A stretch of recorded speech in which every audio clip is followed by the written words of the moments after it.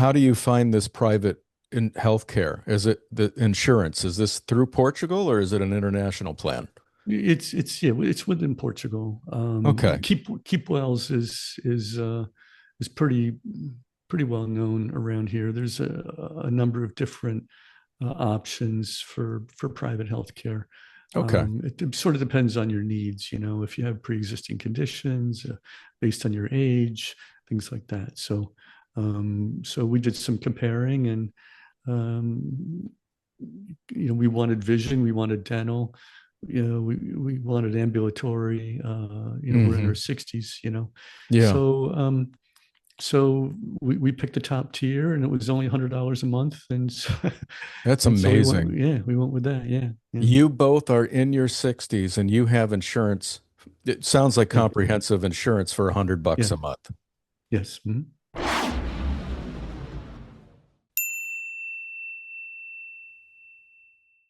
Hi, can Ernest and I ask you a favor?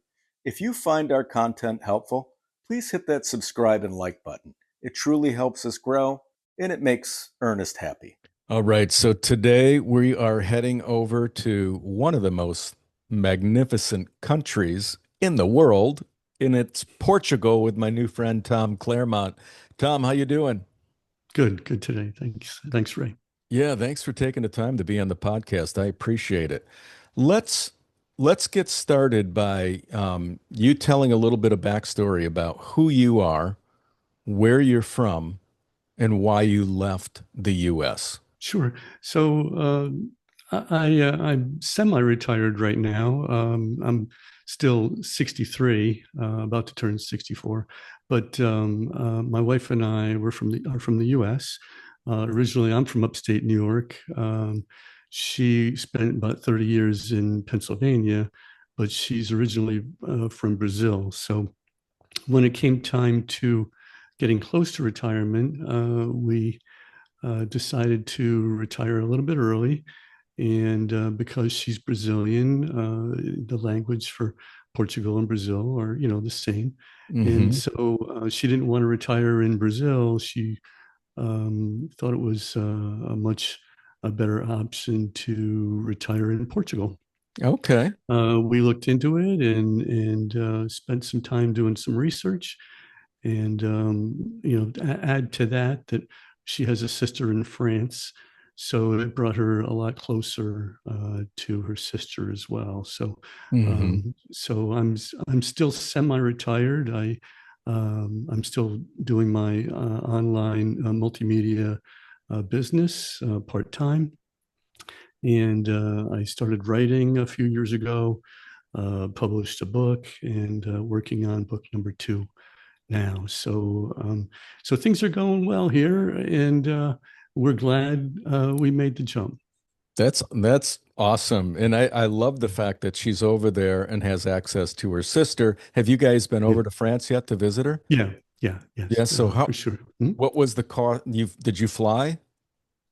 Yeah, it's a couple $100 a ticket to Okay. fly, and it was a lot easier than as far as customs go. Once Sure. we're residents, we have our residence cards here in Portugal, and our driving licenses are now Portuguese, and so once you have your official residence card, it's a lot easier to go within the European Union.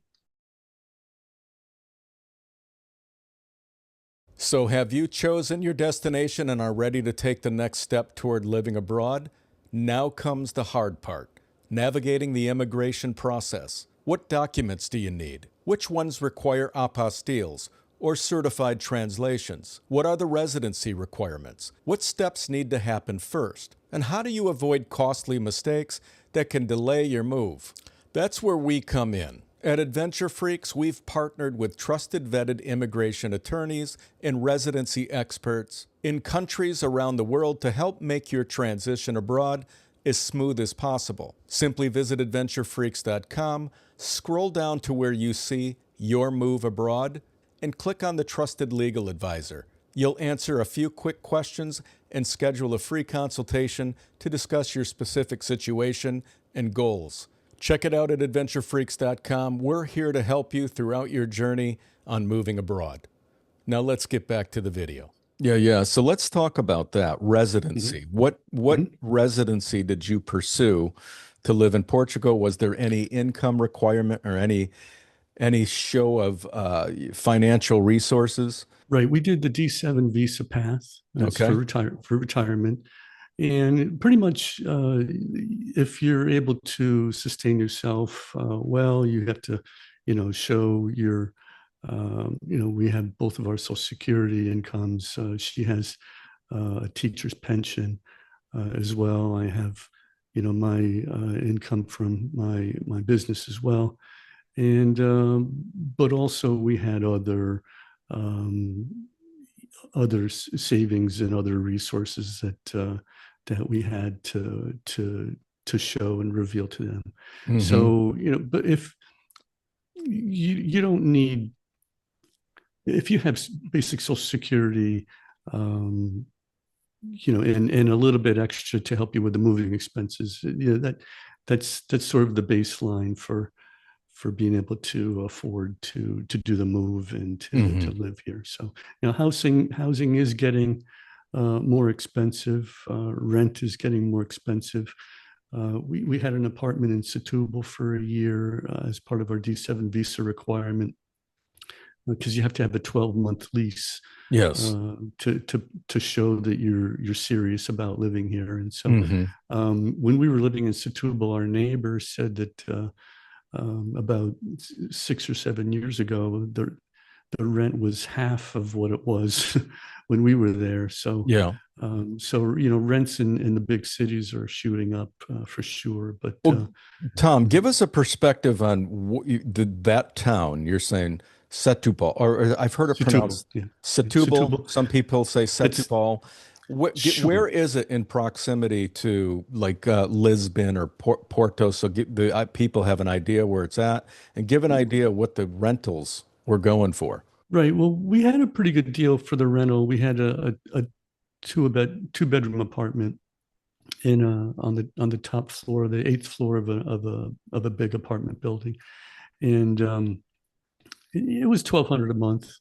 But we were able to. It was supposed to be 1,300 a month, but we just negotiated. Look, if we pay you in 6 months in advance, can we get a so we negotiated down a little bit, and Hmm.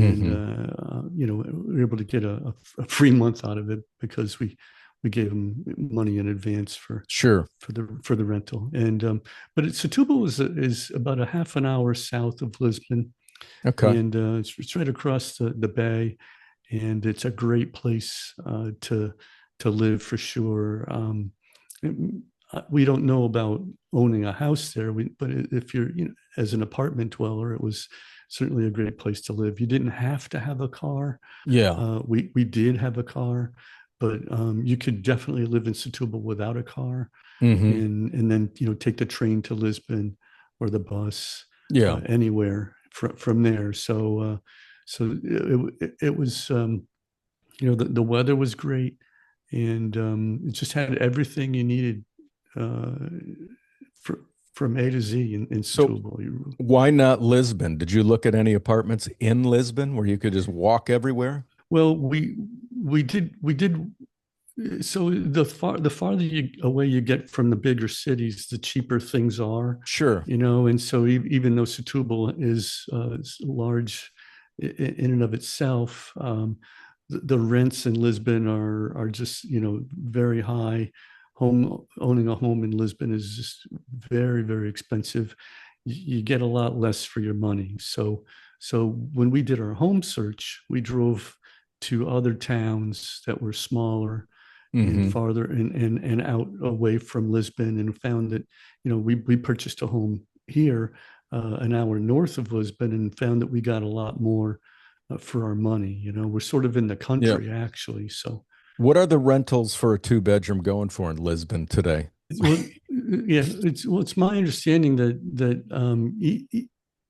I heard of a one bedroom apartment going for $1,500 a month.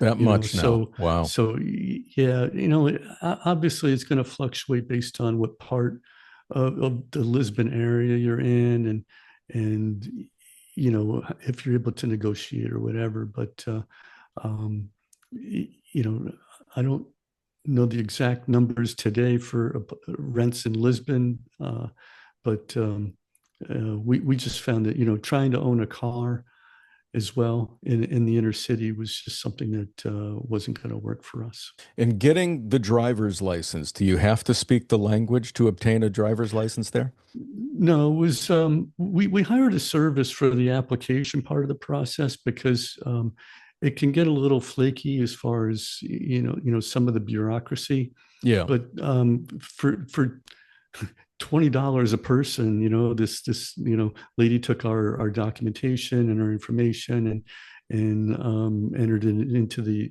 IMT portal. And from there, it was just a matter of monitoring the progress. They asked for more IMT asked for more information. Actually, they asked for the same information again. And so we just uploaded the documentation again and booked an appointment. And from there, it was just a matter of turning over our physical license from Virginia. They gave us a temporary paper version of the license, and she said within 15 days your Portugal license will arrive in the mail, and it did. Okay. And that was the smoothest thing as far as the transition process that we had. So Okay. there's a lot of different bureaucracy snafus here, and some official websites are flaky, which is Sure. Yeah. puzzling to me because it's part of the government structure to have an official website not work quite well is a little flaky. But Right. as far as getting the license, it was a pretty smooth process. Okay, so you're there, you got in, you went through the D7 visa, and then you lived for about a year, and then you purchased a home. Correct. Yeah. Yeah. We How had did you find the home and where did you buy? so our real estate agent, Anna Risso, it was fantastic. And she helped us while we were in the US. We had, multiple Zoom calls with her and we talked about a lot of different things. She goes way beyond the real estate realm that she's in. She helped us with the transition and so she searched around for different apartments, scouted them out, sent us videos of her, going through the neighborhood and going through the apartment. And she was our, go-between for our liaison to discuss our situation with the landlord, and helped us to make sure that the contract was sound. She, made sure that certain changes were made to the rental agreement on our behalf and our benefit.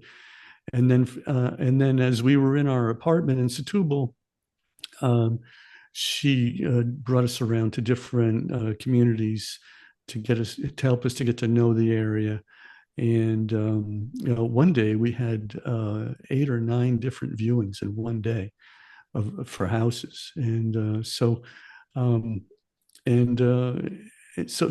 she was fantastic as far as helping us to transition and to find a great house.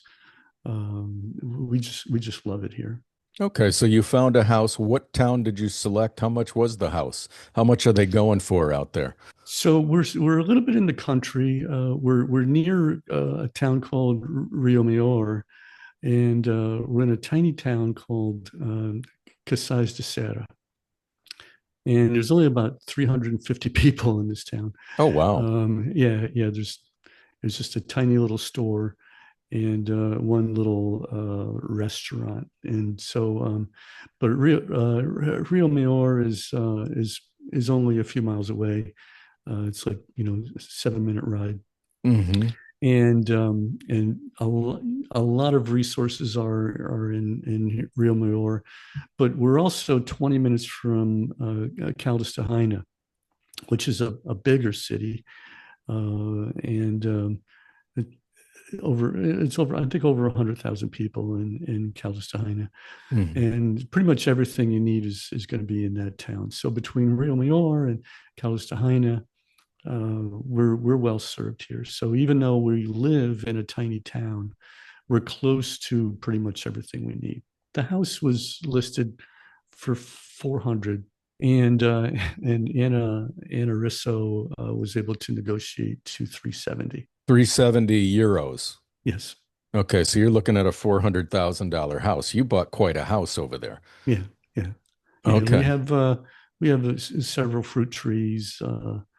It's like two garages, a workshop, a barbecue pit, Hmm. a covered patio. It's a nice How house. many bedrooms and baths do you have? Two bedrooms and two baths. Hmm. Actually, no, it's two bed. So it's three bedrooms. We have an office space, so Gotcha. it's three bedrooms, two baths, and actually the whole upstairs uh, is uh, an open area for laundry, and there's a pool table, and sort of a Okay. gaming space, and we set up a separate, like a guest visitor area upstairs as well. So Yeah. Now, did you finance or you pay in cash?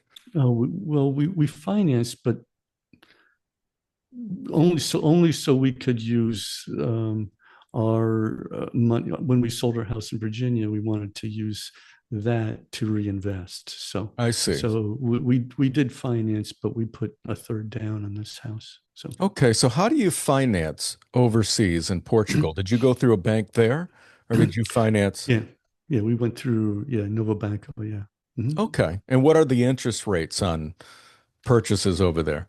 About 4%, 4 to 5% Okay. at the time we did it. So it fluctuates a little bit, but Okay. ours is close to 4%. Okay, great. So there are ways for people considering moving to Portugal to finance a house once they find it Mhm. through a bank in Portugal. Right. Yeah. Mhm. Okay. Okay. All right, great information. So overall, what do you think you budget per month as far as So like utilities, groceries, going out, entertainment? What do you think you guys are budgeting per month to live over there? so the mortgage is pretty much 1,300 a month. Um, um, our utilities is about 140. Water is about 40 a month. Healthcare is 200 a month for both of us, and Oh, wow. we're on Keep Wells, the top tier. So I'm going to talk to you about that in a second. yeah, yeah. Food is about 400 a month. Gas for the car is about 300 a month. Life insurance, because we had to have life insurance for the mortgage, it's about 400 a month. Wow. We don't have an official budget yet for going out and entertainment. We go out to eat occasionally. It's very inexpensive to go out to eat here. I mean, you can get a full meal with coffee and dessert for like $12, 12 euros, Yeah. and a piece, and Hmm. so I mean, it depends on where you go. If you go to the mall or something, it's going to be more expensive. But if you go to a little town with a good restaurant in it, you get a lot more for.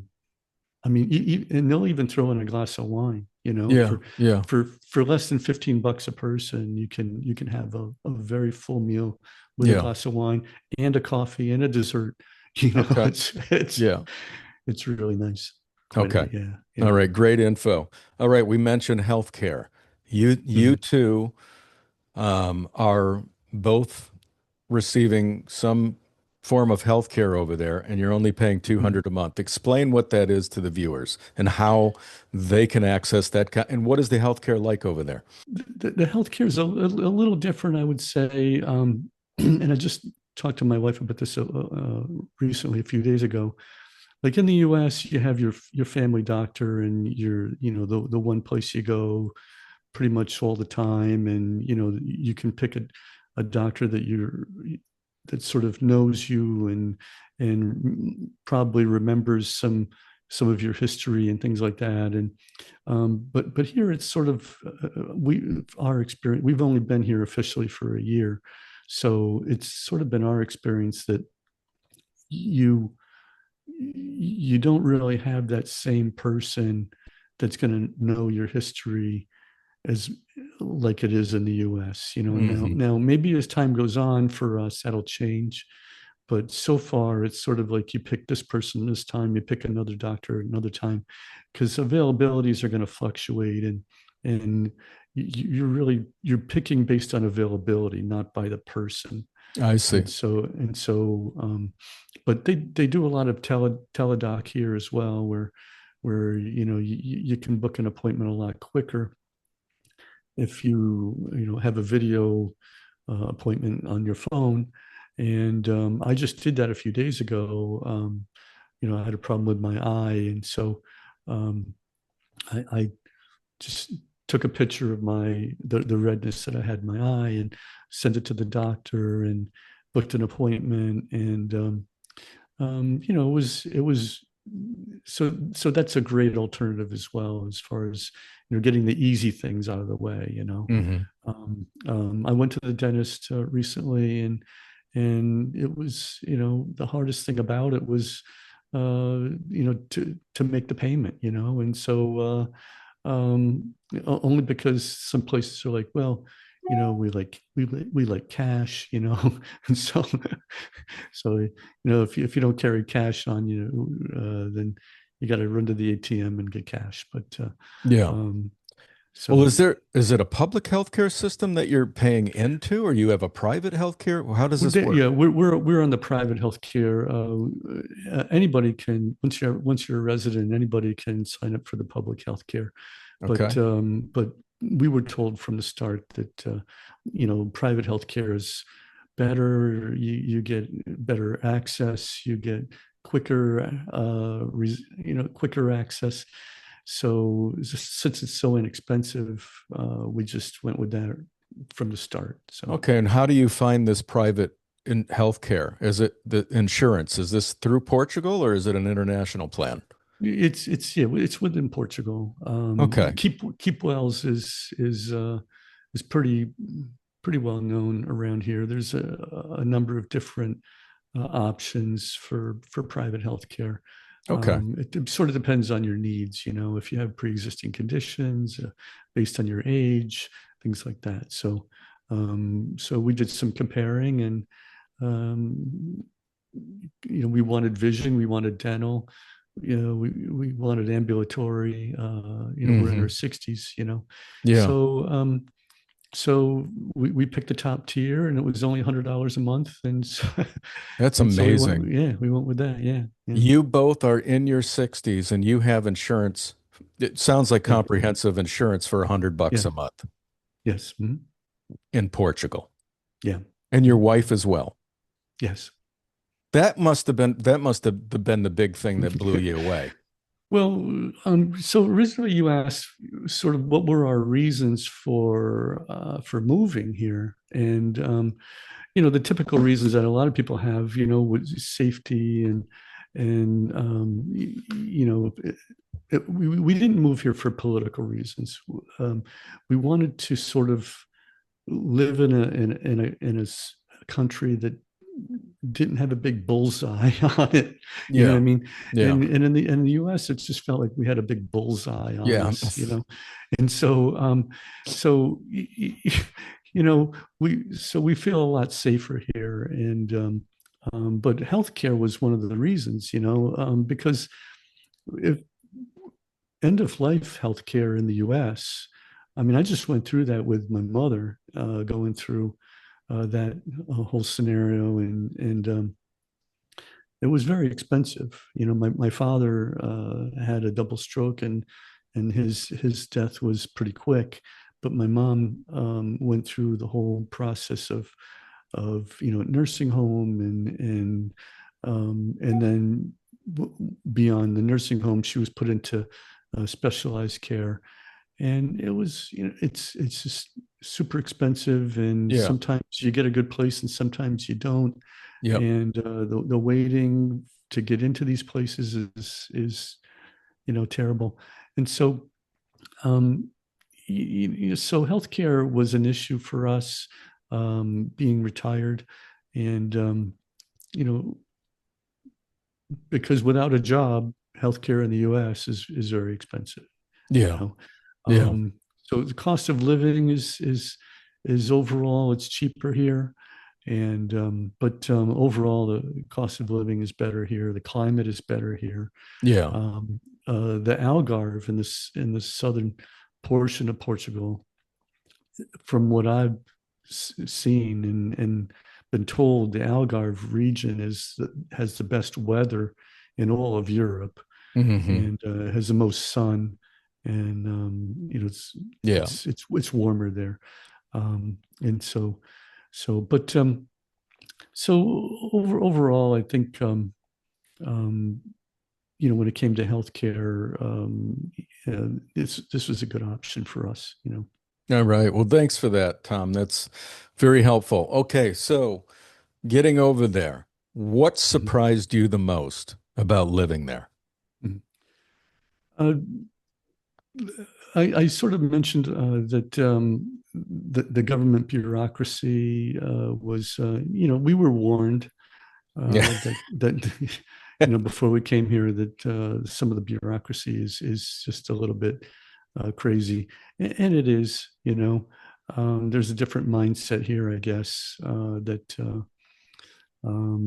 they're okay with. We're used to more efficiency. We're used to more better technology from the US, you know what I mean? And Hmm. so give you an example. We went to create a new bank account with a different bank when we were living in Setubal, and they took our information, and he had it all in the system, and he clicked on submit, and he's like, "Oh, our new account server is down. We'll call you back when it's up." And it's like, okay, we said, how what are we expecting here? He's like, "Oh, it should be soon. We'll call you back." Well, a week and a half later, I call him, and he's like, "Oh no, it's still down."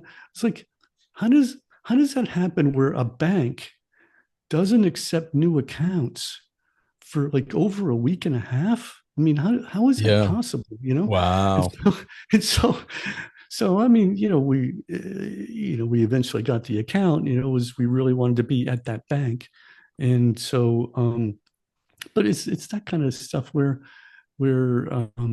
you another example is the AIMA, AIMA, the AIMA agency that deals with your visa application, the status of your citizenship.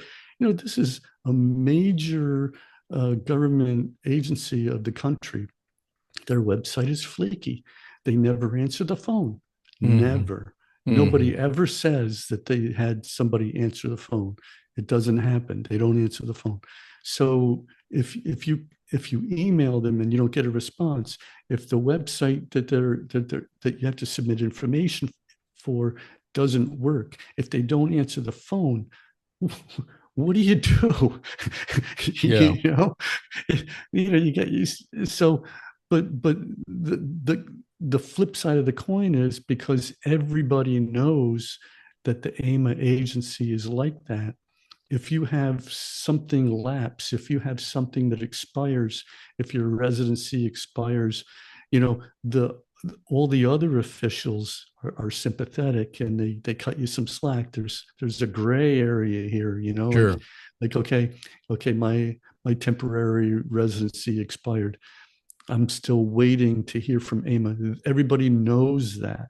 So so it's not like you're going to get deported or something like that. Yeah. There's a big gray area when things sort of overlap or don't work. So Yeah, well said. Well said. All right.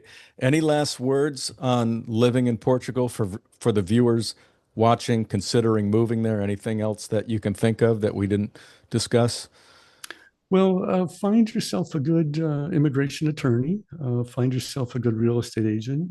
Again, I recommend Anna Risso, Risso, annarisso.com. She's fantastic. And so between a good real estate agent, a good immigration attorney, and if you need a financial advisor, that would be a good way to go as well, because um, the conversion rate for dollar to euro is fluctuates a little, Yeah. and it's been it's been going up slightly lately, but when we sent our money over from the U.S. to Portugal to purchase this house, we lost 50 grand in that one transfer. Hmm. And so you got to expect in advance. You got to know what you're in for when it comes to the financial conversion. Yeah. Yeah. Well said. Tom, where can Mhm. we find you? You have a podcast and you are an author. Where do we find your book and where do we find your podcast? So my website's tomclairmont.com. Okay. The podcast is newlifewithgodpodcast.com. I have a book on Amazon, startingoverbook.com. Okay. And so that's me. And we're going to put all those links in the description below. Tom Clairmont, thank you so much for doing this, taking the time out of your day to share all of this wonderful information about living and retiring in Portugal. I appreciate it. Thanks for having me. Vento leve vai soprar na cachoeira de sereia se escondendo no mar. Meia-noite vai nascer, chuva fina vai cair na cachoeira de sereia se espelhando.